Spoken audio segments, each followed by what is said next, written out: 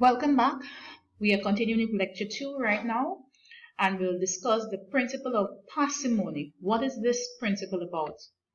Now, Occam 9th, 1285 to 1349 suggested that entities should not be multiplied unnecessarily.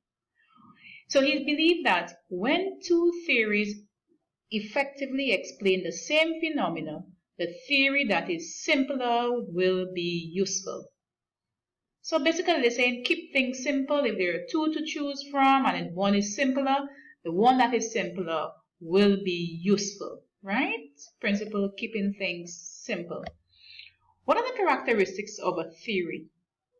It synthesizes observations, 1, generates new empirical hypothesis, 2, confirmed hypothesis makes a theory strong as a theory is modified or dropped, right? So a confirmed hypothesis makes a theory strong, or else the theory is then modified or it is then dropped altogether. Now the thing is that the theory is not right or wrong, only useful or not useful. So there are several theories out there. Are we going to say that some theories are wrong, some theories are right? No. We will have to use the terms useful. This theory is useful for what I'm trying to explain, or it is not useful. Theory chosen based on the law of parsimony. So theories are chosen based on the law of parsimony. The simplest one is the more useful one. Try to avoid making things too complex. Why make things more complicated than they need to be? Now, theories contain formal as well as empirical aspects, and theories must explain empirical events. Let's look at the difference between theories and models. We use both of them when it's in psychology. Now, theories explain complicated phenomena. When you think about a theory, it explains something that is complicated. For example, the theory of gravitation explains movement of heavenly bodies. Models, on the other hand, simplify the working of the lesser known phenomena.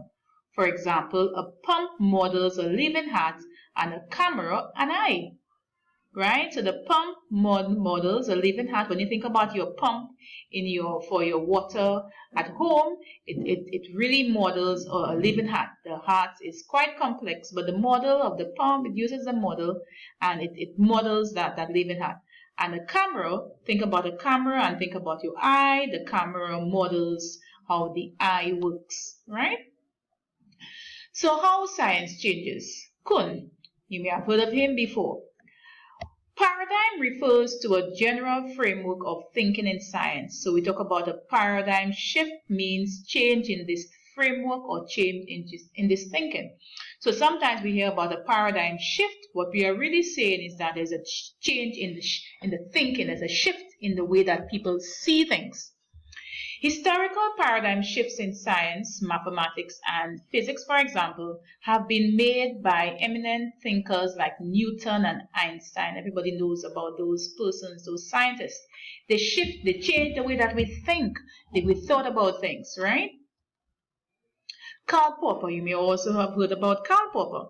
Change in science, he says, takes place when thinkers and investigators solve problems.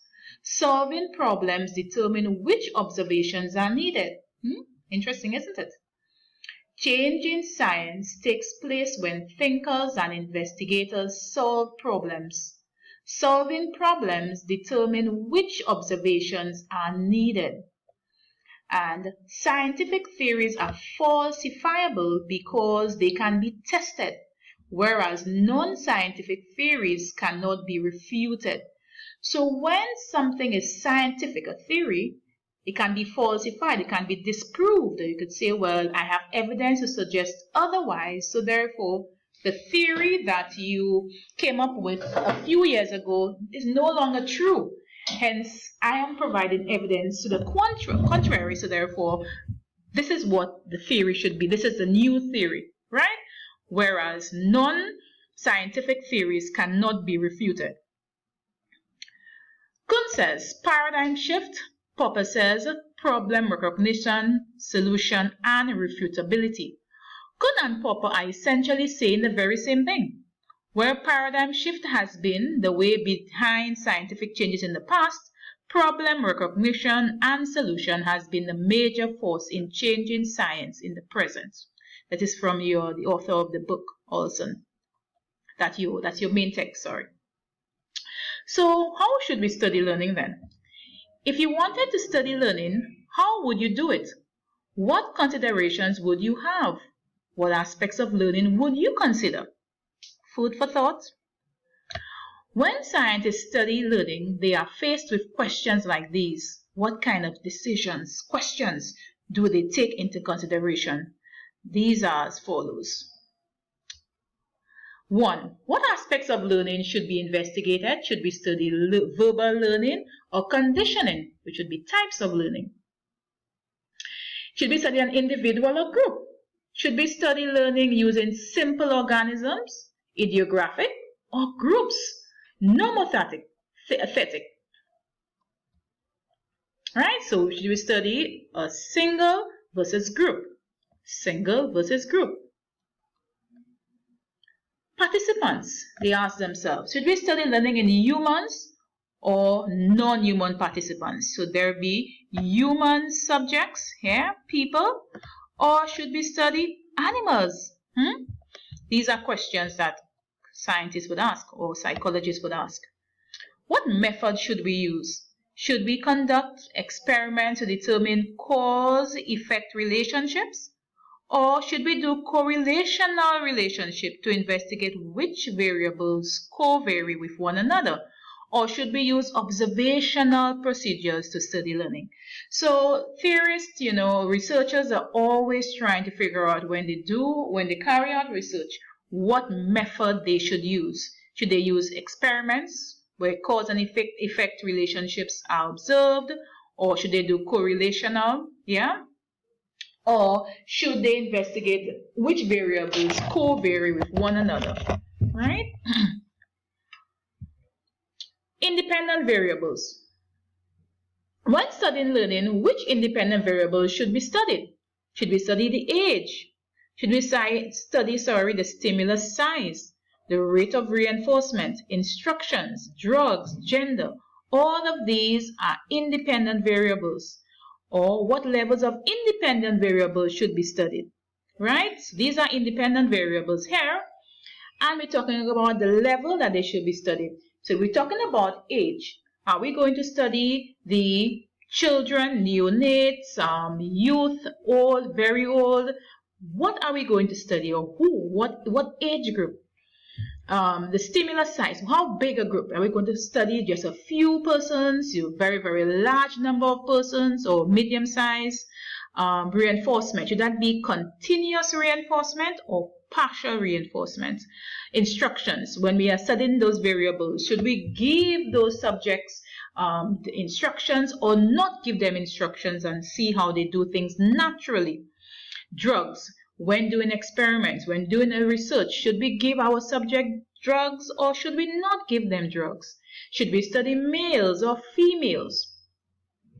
Dependent variables. When studying learning, what kind of dependent variables should be selected and measured? Scores on tests, trials to distinct extinction, running speed, rate of responding, errors, that's the dependent variables, and measurement of unit for each one of them. The scores and tests, should we look at the percentages or the raw scores? Trial of extinction, the number, running speed, that's second, rate of responding, response in minutes, seconds, per minute, sorry. Errors, now should we record errors in numbers or in percentage? Statistical analysis. What kind of data analysis and interpretation need to be employed once we have measured our dependent variable? Should we use descriptive or inferential? Example, descriptive, we were going to use the mean, the median, or modes to talk about what we have found out. Or inferential, should we use the t-test or ANOVA? And of course, you may have come across those terms in your stats class, on your research methods class. Right? So here we have come to the end of our lecture. And I hope that you have understood the concepts and the topics brought up in the lecture. And again, I impress upon you to spend time going through the topic in your textbook. And I hope that you have decided to invest in a textbook, because it will help you quite a bit to understand what we will be doing in this course. Thank you very much for listening, and I will meet you again some other time. Bye.